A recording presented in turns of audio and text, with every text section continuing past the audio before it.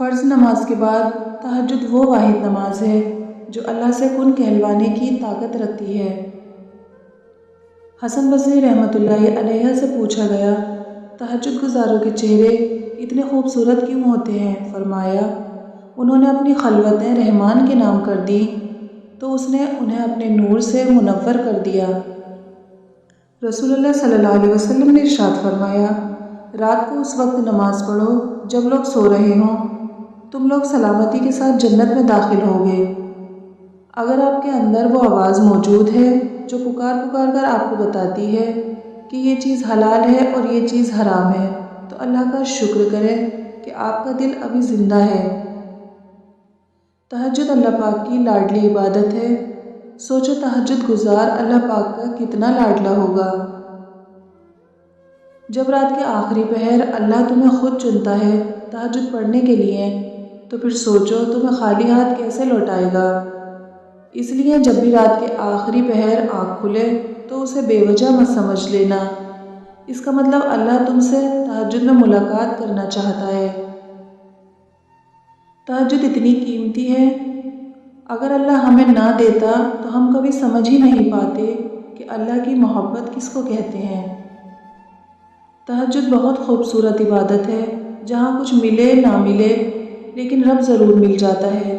ایک سکون ہے، جب عادت ہو جائے بنا پڑھے سکون نہیں ملتا۔ تہجد کی نماز کیوں پڑھنی چاہیے؟ ناممکن کا ممکن ہو جانا، اللہ تعالیٰ کا فیورٹ بننا یعنی اللہ کے قریب ہو جانا۔ تہجد کی نماز سے انسان دنیا کی محبت سے بچتا ہے۔ تہجد اللہ کی لاڈلی عبادت ہے، تو سوچو پڑھنے والا کتنا اللہ کا عزیز ہوگا، اور وہ مانگنے کی توفیق بھی انہیں ہی دیتا ہے جنہیں وہ عطا کرنا چاہتا ہے۔ کیا تم نے نہیں سنا؟ اور تمہارے چاہنے سے کچھ نہیں ہوتا جب تک اللہ نہ چاہے۔ نماز اگر محبت ہے تو تہجد اللہ سے عشق کا احساس ہے۔ اللہ ہمیں نماز والی محبت اور تہجد والا عشق نصیب فرمائے۔ تہجد میں کی گئی دعا بند ہوئے سب دروازے کھول دیتی ہے۔ تہجد میں فرش پر کیا گیا سجدہ انسان کو عرش پر اللہ سے ملا دیتا ہے۔ آپ کی زندگی میں پڑھی گئی ایک تہجد کی نماز پوری زندگی بدلنے کی طاقت رکھتی ہے۔ نصیب بھی ہار جاتا ہے تہجد کی دعاؤں کے آگے، پھر تمہیں کون سی چیز روک رہی ہے اللہ سے مانگنے سے؟ اللہ آپ کا انتظار کر رہا ہے۔ یقین جانیے یہ درد کا ڈھیر، ان گنت آرزو، یہ تمہارے علم اور تمہاری دعا کا جواب رات کے 1/3 حصے میں ملے گا۔ جب وہ اللہ رات کے آخری پہر تمہیں ملاقات کے لیے بلاتا ہے تب وہ تمہیں اپنے در سے خالی ہاتھ نہیں لوٹاتا۔ اگر تمہاری دعائیں رد ہونی ہوتی تو تمہیں تہجد تک لایا ہی نہ جاتا۔ وہ رب جسے اپنی محبت سے نوازنا چاہتا ہے اسے تہجد تک لاتا ہے۔ وہ رب جسے اپنے قریب کرنا چاہتا ہے اسے تہجد تک لاتا ہے۔ تہجد کے نفل بڑے پیارے ہوتے ہیں، ادھر التجائیں، ادھر قبولیت، ادھر سجدے، ادھر معجزے۔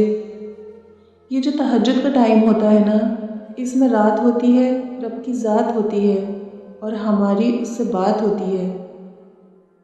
دنیا کا سب سے خوبصورت ترین نام محمد صلی اللہ علیہ وآلہ وسلم۔ تہجد ایسی نماز ہے کہ جس کو اس نماز کی عادت ہو جائے اور اگر وہ کسی دن تہجد نہ پڑھ پائے تو سارا دن کچھ کمی کمی سی محسوس ہوتی ہے۔ لا حاصل کو اگر پانا چاہتے ہو تو تہجد پڑھا کرو، کیونکہ جو نصیب میں نہ ہو اسے تہجد کی دعائیں مقدر میں لے آتی ہیں۔